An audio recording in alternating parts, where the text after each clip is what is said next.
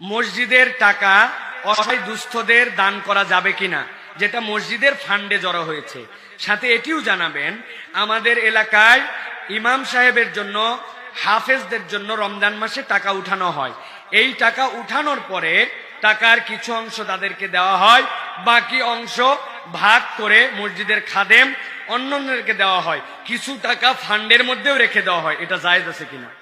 দুটি প্রশ্নের প্রথমটির উত্তর হচ্ছে, মসজিদের টাকা যেটা বান্দারা মসজিদের জন্য দান করেছেন, এটা মসজিদ ছাড়া কোনো ক্ষেত্রে ব্যবহার করা বৈধ নয়, নিষিদ্ধ।